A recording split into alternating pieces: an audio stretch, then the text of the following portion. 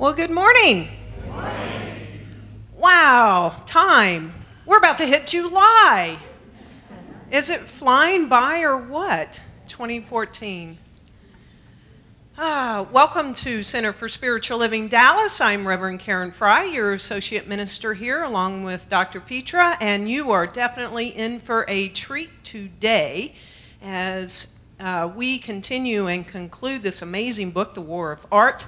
We are painting the portrait of our life today, and it is truly a powerful talk, and may we all find our territory. You'll know what that means later on.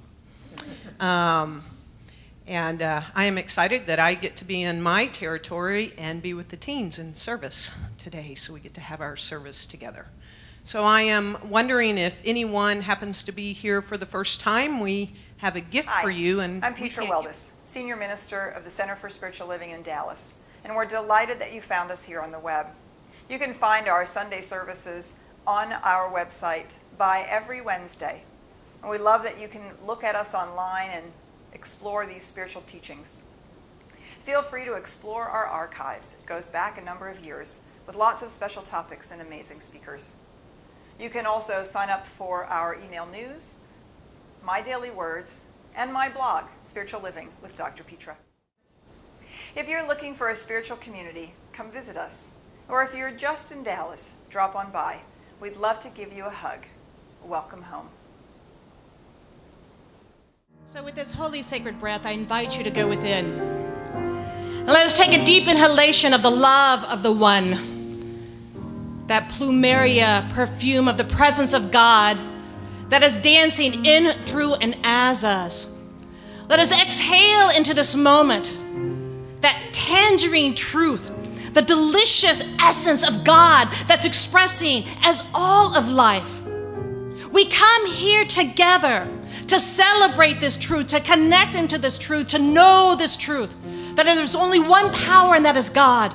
There's only one presence, that is God. There's only one life, and that is God. And it is each one of our lives, our very heartbeat, that dance of the divine, our very essence, the light that goes forth into the world, illuminating this awareness. So we come together to reveal and just to know that the wisdom of God is here now. We gather in this circle of love to be this truth, to see this truth, to know that as we paint our lives, that this canvas is the space and the place from which those kaleidoscope hues of our humanity, spirit as us, gets to be in that magenta magnificence, in that absolute honey butter brilliance of our beingness. It is the beauty of God, the glory of God, the light of God, the love of God that pulsates as the delight of the divine. Breathe it in, for it is you, it is we, it is the I am, that is all of life. So united in this love, dancing in this unity, breathing into this beauty, we come together right here, right now, in this truth, grounded in this beauty. And we live, we breathe, we move about today, this service, and the rest of our movement in this love. So I call this also beautiful. I call it perfect in every single way. And as we embrace this with our heart that is wide open, for this is the kingdom of heaven within, the portal from which we shine our light. Let us call it fabulous. Let us breathe it in, and together, let us affirm it by saying, and so it is.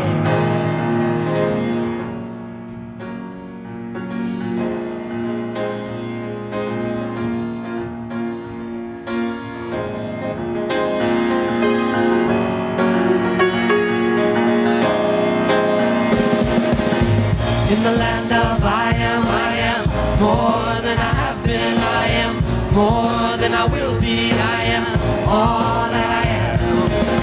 In the land of I am more than I have been. I am more than I will be. I am all that I am. In the land of I am more than I have been. More than I will be. More than I will be. I am more. In the land of I am more than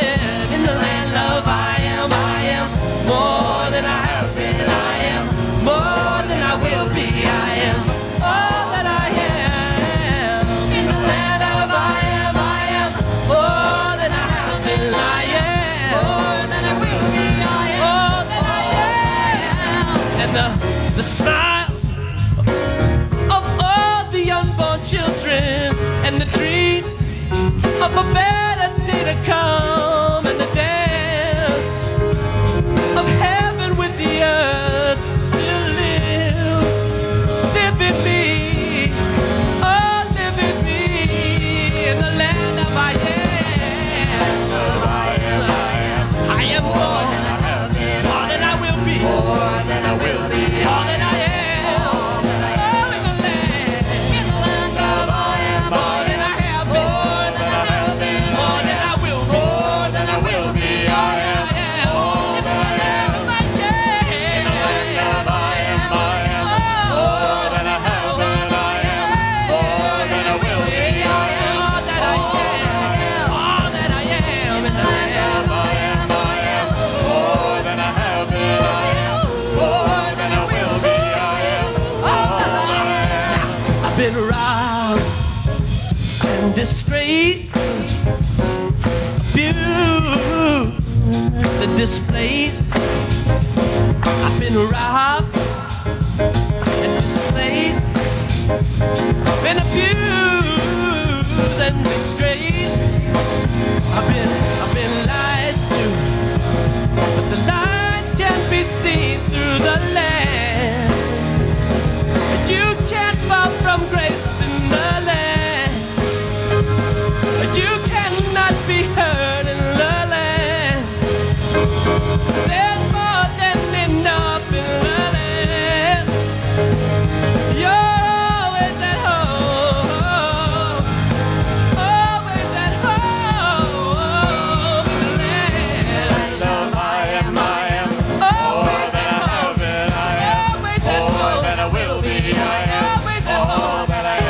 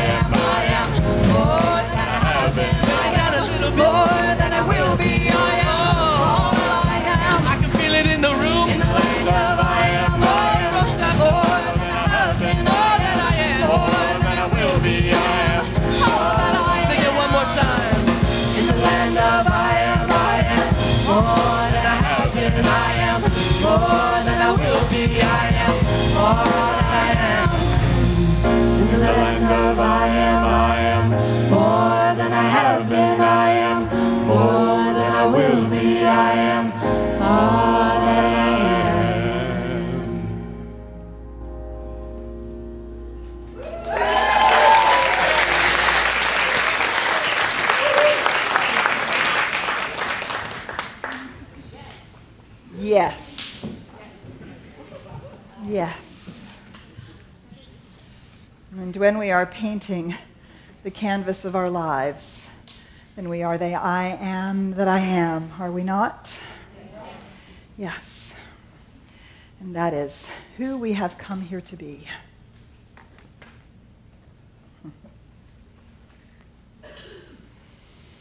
I vividly remember 7th grade gym class. Every Friday, rain or shine, we were required to run the mile in hopes that our time would improve by the end of the semester. I was perfectly content with my 13-minute mile, though. It wasn't the slowest mile. It was not even close to the fastest. Yet I realized that number, yet I relished that number because it was right in the middle of the pack.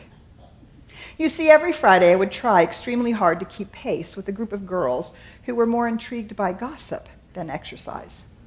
I wasn't a fan of either one of these, but since my goal in middle school was to fit in, these 13-minute miles were the perfect opportunity to bond with the girls I looked up to with all my might. My family immigrated to the United States from the Ukraine when I was 8 years old, so starting in 3rd grade, I spent my days diligently observing the culture and customs around me. I mimicked expressions and pronunciations in the privacy of my own room, spent hours straightening my curly hair, and begged my mother to buy me something, anything, with the Abercrombie & Fitch logo on it. This childhood need to fit in stayed with me through high school. I tried extremely hard not to stand out. If I scored higher than my friends on exams, I would laugh it off and chalk it up to good luck, even if I'd spent twice as many hours studying as my classmates. If my friends thought an event wasn't cool, I wouldn't go, even if the subject intrigued me. I never went anywhere alone. Gym, dinner, studying. I needed to be with someone at all times to gauge how hard to work and how to behave. It wasn't until college that I realized that I was not truly changing or growing as a person.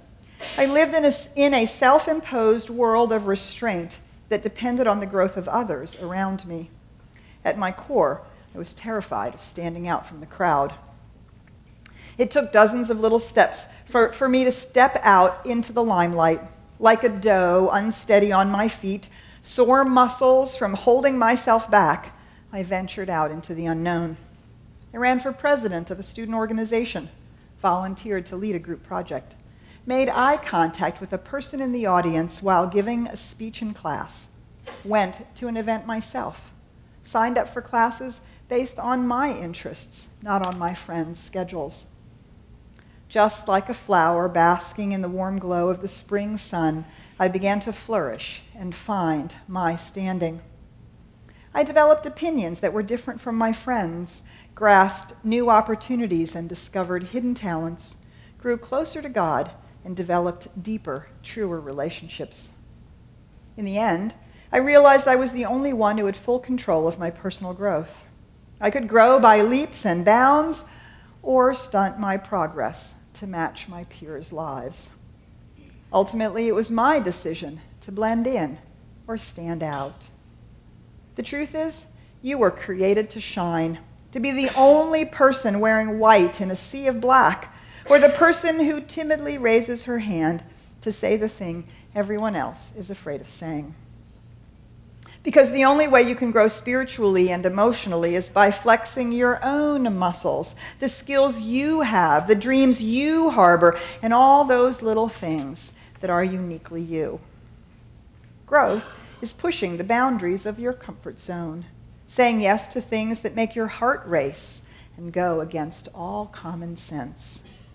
It can also mean saying no to yet another night of hanging out with friends to instead spend some alone time with yourself, journaling and dreaming up crazy plans. Above all, though, I've learned personal growth is letting go of society's expectations for your existence. It's about looking ahead to your future, not to your left and right, to gauge how your friends are living in comparison. It's okay if your life looks nothing like your best friends or the person you've looked up to all your life, because you were created for a purpose no one else on this earth can fulfill quite like you. Set your ambitions free and see what happens. You might just discover you're completely capable of running a 9-minute mile, a concept completely foreign to a 7th grader with a desperate need to fit in. What holds you back? That's a blog by Yelana, sorry, I'm not pronouncing her name well. She is a 20-year-old college student who now has a blog. So, are we painting the canvas of our own dreams? Or are we following in the lines that somebody else has drawn for us? Are we painting by the numbers that somebody else has described, or that we think will invite us or keep us safe and somehow within the framework of the picture? As you have been reading our book with us, The War of Art, surely you have well resonated with, while he is talking about the artist, and he uses himself as the writer, as the experience, we must all realize that we're all artists in our own life. We're all creating our own dreams. We're all building the life of that we have the inner urge, the inner push to move out into life. And whether it's an artistic endeavor, painting or writing or music, or whether it's a creative endeavor, starting a business, being an entrepreneur, or completely redesigning a business that has been going on for years, or it's raising a child or planting a garden. Each one of us, we have that inner urge, that inner life that is seeking to express itself. And as we have discovered, as we've been talking this month, that there is that place where we go, where we actually don't let that inner urge out. So we've been talking about resistance. We've been talking about moving beyond resistance. We've been talking about moving from the ego to the spiritual truth, the I am that I am, moving from that place and allowing that urge to pull us forward.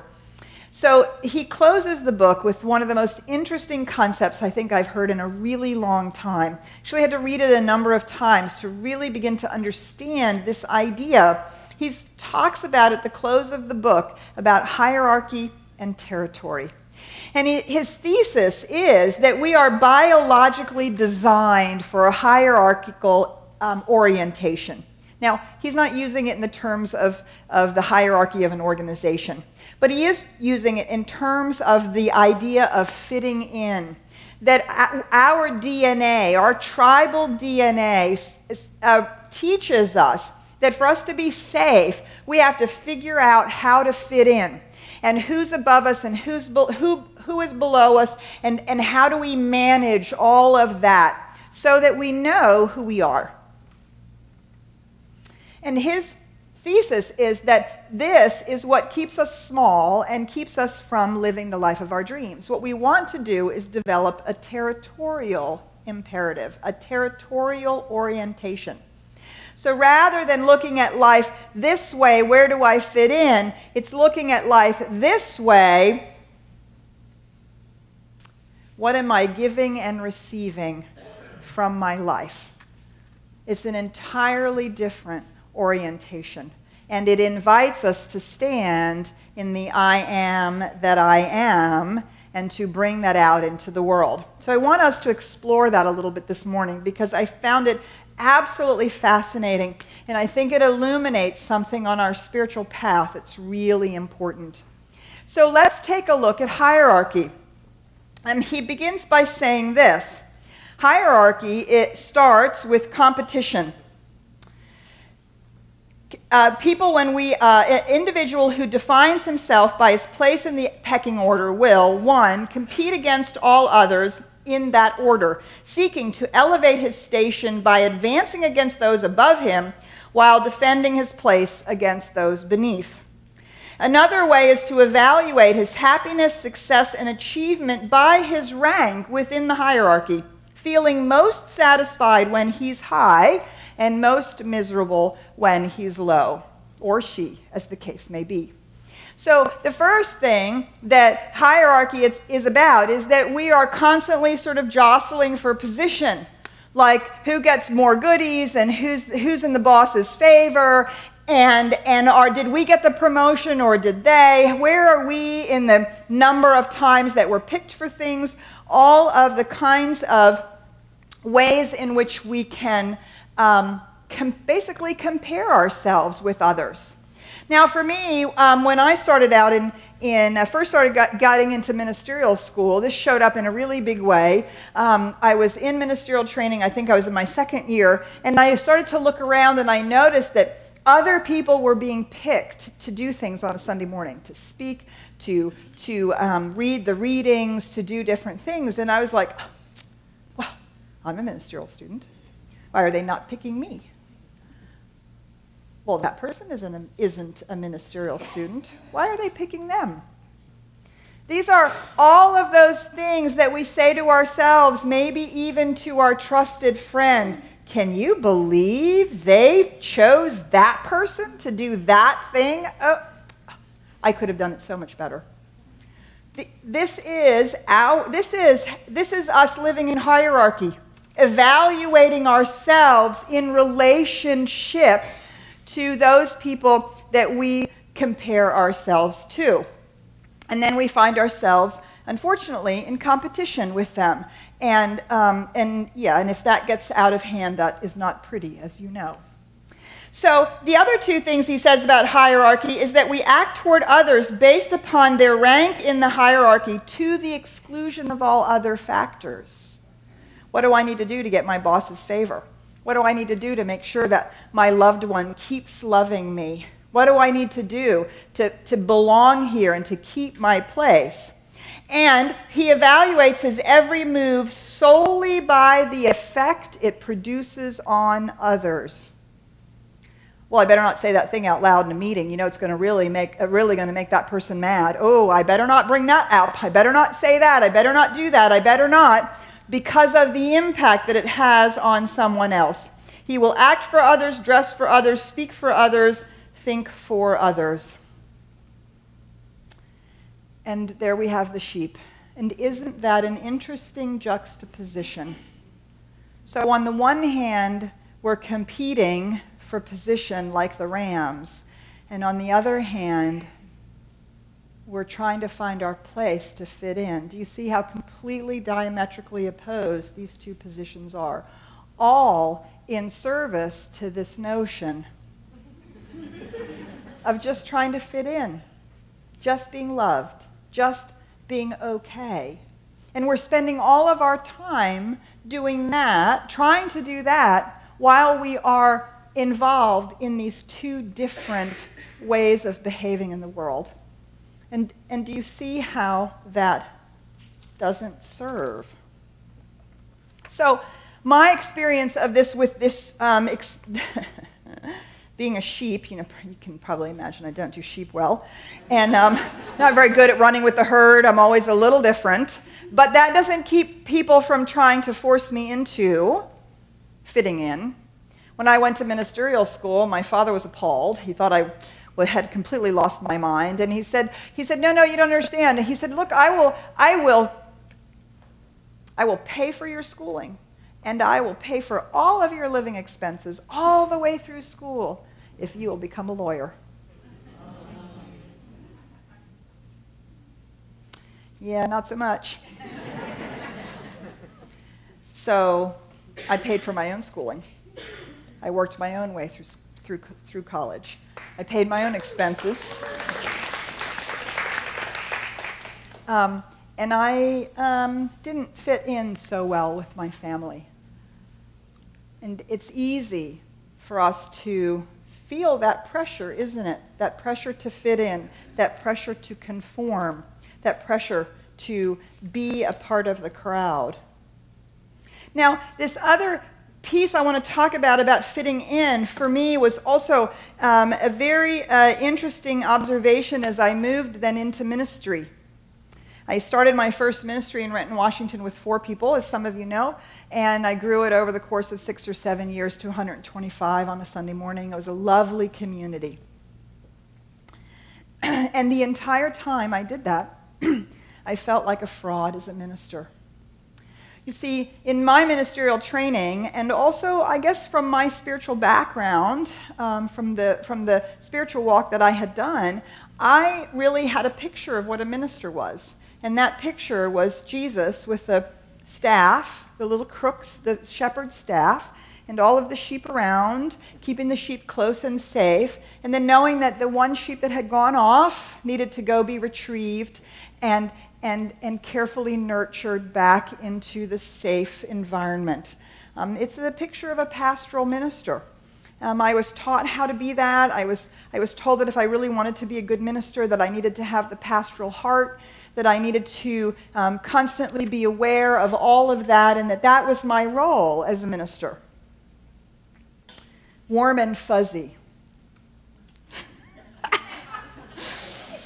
And y'all know me way too well, don't you? You know what? It's warm and fuzzy would not be the highest thing on the list of the way people describe me. It's not. And I spent the first 7 years of my ministry trying to fit into that mold. And I made myself miserable because I'm not a pastoral minister. I'm a teacher. I'm an educator. And I'm a coach. I'm a spiritual coach. I will kick you into your spiritual growth, whether you want it or not. Right? But if you want warm and fuzzy, you need to go to a practitioner.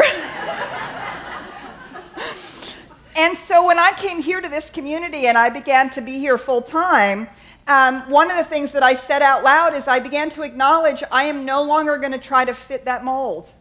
And I was very clear when I was hired, I'm not a pastoral minister.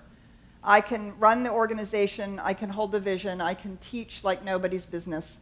And what I will do is I will build a practitioner core that is second to none, who will be available in that pastoral role for people in the ministry, for people in our community.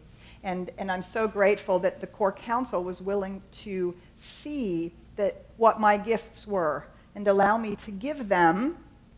And I stopped trying to put myself in a box that didn't fit in.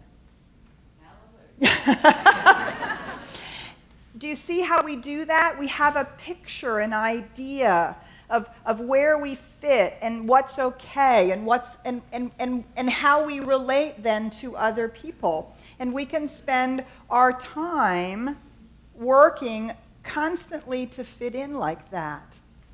So what I realized is rather than loving in that warm, fuzzy sort of pastoral way, it's not that I don't love people. You give me an inch of spiritual willingness, and I will walk a mile with you through thick and thin for your spiritual growth, because I know who you are. That's the gift that I give. That's the gift that I bring. And as I'm willing to do that, that gift comes out. Do you see? But if I'm constantly trying to be this thing that I'm not, well, we've all had the experience of trying to fit in, being something that we're not, being in that relationship with finding out where we stand in our relationship with each other. So the question is, there's a test that you can test yourself in if you want to know if you have a hierarchical orientation. The test is, when you're feeling anxious, what do? Do you call other people to find out if you're okay? That's moving from hierarchy. When we move from a different orientation, we look at it differently.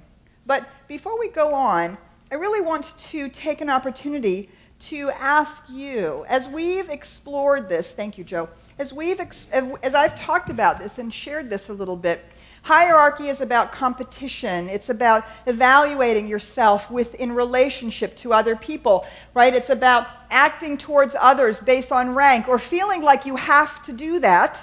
And it's about evaluating your actions purely on the impact that it's going to have on other people.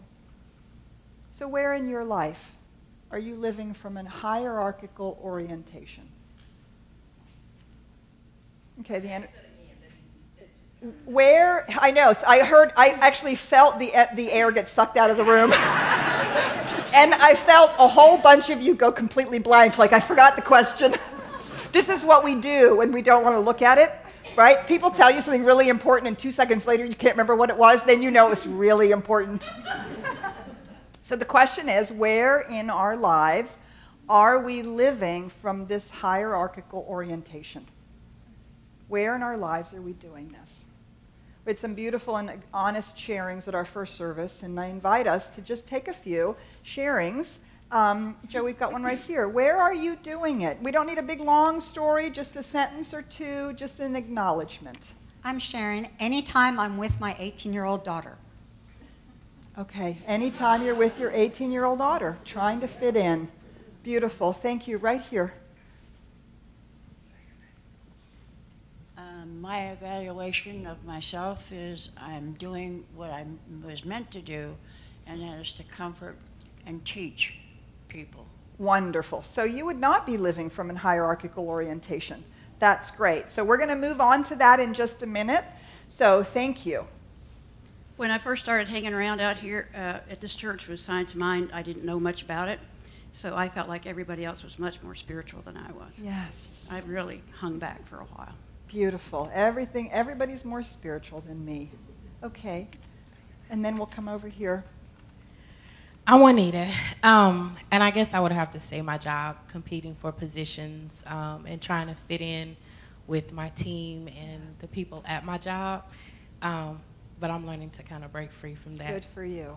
Yes. It's one of the most easiest places. We had someone over there, I think it was Marcy, and then we'll come to Debbie. It's one of the most easiest places where we sort of feel like we have to do that.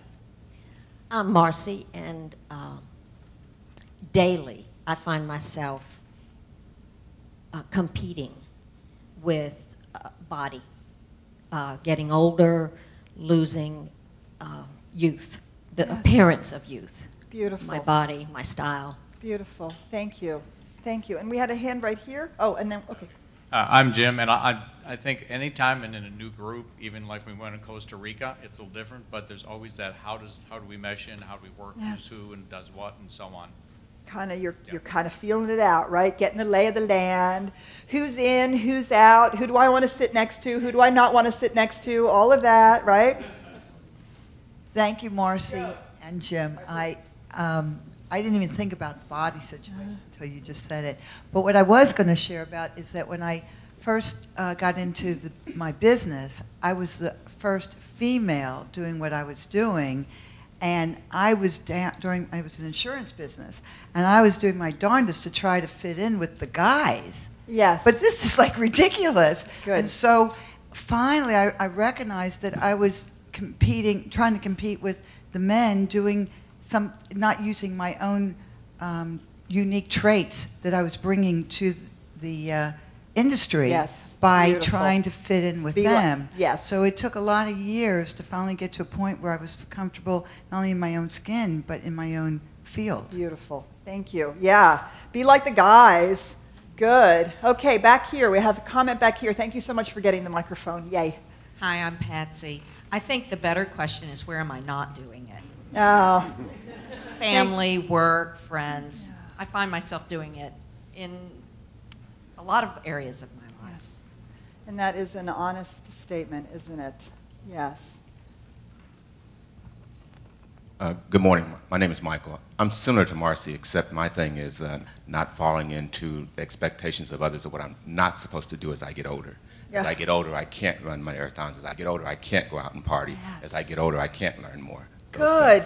Thank you. Thank you. So part of fitting in is colluding with negativity, isn't it? Oh, you're just so positive. You're always Pollyannish. You know, all those kinds of things. Are you really happy? Really? You're really that happy? Really? God. Right? And so we collude. We actually collude with negativity because we want to fit in. We want to do that. Thank you so much. We can bring those microphones back. I really appreciate it. Yeah, and so thank you for your honest sharing. We're all doing it. We're all finding places in our own lives. And when we are willing to look at it, just like we've done this all a month, we're willing to look at our resistance, we're willing to look at these things, not to shame ourselves, blame ourselves, but to actually be able to say, oh, I'm doing it there, I'm doing it there, and perhaps I don't want to be doing it like that. So how could we be thinking about this differently? And so in our book, The War of Art, Stephen Pressfield, he talks about then, instead, having a territorial orientation. And it's interesting, because if you think about it, the hierarchical orientation that he's talking about in the fitting in and the herd is both, we see that in the animal kingdom, but we also see it in the human kingdom, particularly in our early, long ago ancestors, which is where this orientation really took hold, and it was about keeping us safe, of course. But the territorial orientation, yeah, it's interesting. It's the orientation of a predator. And once again, just like we have the war of art, which I notice doesn't always sit well in these spiritual circles, because everything should be lovely and light. And to think about the territorial orientation, and think about the cat that has its territory, the lion, and just holding that image in your mind as we think about this orientation. So here's what Stephen says to us. First of all, the territory provides sustenance. He says this: runners know what a territory is, so do rock climbers and kayakers and yogis. Artists and entrepreneurs know what a territory is.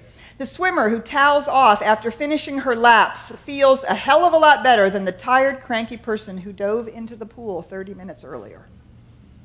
The territory provides sustenance, and the territory sustains us without external input. The territory sustains us. It is a closed feedback loop. Our role is to put in effort and love. The territory absorbs this and gives it back to us in the form of well-being. The territory absorbs it and gives it back to us in the form of well-being. So, as I told you, my father said, well, if I go in to become a lawyer, he would pay for everything. And I said, no, thank you. And a lot of people told me, oh, gosh, it's really hard to work yourself through school. And, you know, I got a lot of stories about how much debt I would be in afterwards and all of that sort of thing. And I worked 40 hours a week. The whole time I was in school, I worked 40 hours a week. And then I went to school 4 nights a week from 7 to 10. And I spent all day Saturday and all day Friday and all day Saturday. No, that can't be right because I was working on Friday. So Saturday and Sunday doing schoolwork and going to the center, going to the Seattle Center. So that was my life. Work and school, and work and school, and work and school. And can I tell you that those were some of the most blast years of my life? I was so totally juiced by my territory, the fact that I was doing what I felt called to do and what I felt like was mine to do, that I spent those 4 years, they zipped by, and sure, I had times when I was tired and times when it was a lot of work, and yet the territory itself sustained me. Do you see? We put into it, and it gives back to us. Now, the territory can also only be claimed alone. The territory can only be claimed alone. Now, this does not mean that we don't work in teams or groups. He says this: you can team with a partner, you can work out with a friend, but you only need yourself to soak up your territory's juice. So I've been working this territory of ministry now for a long time. I've been, this is my 30th year in ministry, in full-time ministry. And as many of you know, this was extremely hard and painful week for me. We had the funeral on Tuesday of Reverend Vince's son, his stepson, and then on Wednesday here in this service, in this sanctuary, I participated in performing the funeral for the young man who my son considered his childhood brother, and was like a second son to me, and during all of their young life. And this was a very, very challenging week for me, and I found myself at the end of the week really needing to be quiet, and I kept having things that I needed to do and needed to do and needed to do. And Friday was a long day, and Saturday morning we had a practitioner meeting here with our amazing practitioner corps. And so we had just had orals, mock orals for our practitioner students a few weeks ago, which was a very long day. It was supposed to be from 1 to 6. It ended up being from 1 to 8:30. And everybody was there all day. It was amazing, supporting everybody else. And so we came together to debrief Saturday morning at 10 o'clock. And it was a meeting at 10 o'clock on a Saturday morning. And at the end of that meeting, Sandra Francis, one of our practitioners, she said something. She acknowledged. She said, "Thank you so much for coming. I'm so grateful that you were a part of this meeting and we had this opportunity to have this debrief and this conversation. It was really great. We learned a lot from each other, and it was just juicy. It was just there was that thing happening in the room, you know, when people are engaged all with each other." And she said, "Wow." She said, "You look so much more energized now than you did when you first walked in. I'm so glad that you were here." I didn't ask her how I looked when I first walked in. But it's true. It's completely true. Do you see? I was completely juiced at the end of an exhausting week by being in my territory. With others, absolutely. This is not being alone. It's not a loner thing. But only I could take that juice from that territory. Nobody could give it to me. Do you see? So we claim our territory alone. Our territory can only be claimed by work. Our territory can only be claimed by work. 30 years of putting in work into the ministry. When I walked into that room yesterday morning and spent those 2 hours with our practitioners, I was rejuvenated. I had drunk from the substance of my own territory. And it is the working of our territory that, because we've given so much into it, it gives back to us. It can only be by work. And our territory might be also our meditation practice. It might be the territory that we have gained through diligent spiritual mind treatment, diligent meditation. Do you see? We're gaining a spiritual territory for ourselves by being persistent in the work, by doing it, showing up, even when we don't feel like it. All of those things that we've talked about in the first couple of weeks of this month. Do you see? That's the work that we do that claims the territory for us. And it's so funny that he's actually using one of the stories that he uses in the book is Arnold Schwarzenegger, and how Arnold Schwarzenegger has made the gym his territory. And that when he's feeling down, he doesn't call somebody, he doesn't go have a latte, he goes to the gym because he knows that he has claimed that territory and that it will feed him. It will bring life and rejuvenate. And so when we have claimed our territory through the diligent work, then the last thing he says, it returns exactly to us what we put into it. It returns exactly to us what we put into it. And so as we are doing this persistent work with our territory, it does actually sustain and nourish us. And I love this photo of this beautiful herb garden. You know, this didn't happen overnight. This herb garden didn't grow overnight. And somebody is cultivating it, and somebody is caring for it, and somebody's going out there every day, over and over and over again, and weeding it and taking off the slugs and whatever it is that needs to be done, good, bad, or indifferent. And the garden is I don't know, the word, it's not really the right word, rewarding, but you know what I mean? The garden is giving it back. The very thing, it's giving it back in exact proportion to what is being put into it. So I'll never forget, many years ago, this was when we were actually building this space, and so I was working in ministry, doing ministry full time, and then we were in here, 3,000 hours of finish out with volunteers. Jason ended up sleeping on this platform, I can't tell you how many times, while I was here working with volunteers. And our church secretary at the time, she would say, I would watch you come to the doors of the sanctuary, and I could see that as you stepped in, your whole body no longer looked tired. Because this is my territory. This is where I do my work. This is the canvas upon which I paint. Where's yours? Where's your territory? And Stephen Pressfield says this. He says the test is, if you were the last person on earth, would you still be doing this thing? Would you still be going to this place? Even if you didn't get paid for it, would you still be doing it? Does it give you juice? That's your territory. That's your territory. Not whether you're fitting in with people, not whether you're doing it right, not whether you're being what you should be. Do you see, it's a completely different orientation. Our territory is our personal lives. And the thing that we are, the gift that we are here to be, that's our territory. And as we operate in it, as we claim it for ourselves, it gives back to us. And it gives to the world. Stephen Pressfield says this. We must do our work for its own sake, not for fortune or attention or applause.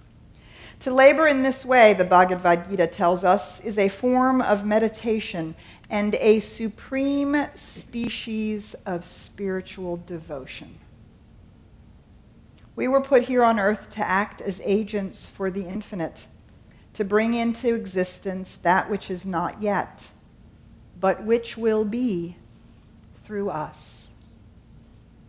That's what we're here for, is to claim the territory of our lives, to paint on the canvas that we ourselves have chosen with the colors that are in our paint buckets, and to use the brushes that are our brushes, not somebody else's, and to give that gift that we are to the world.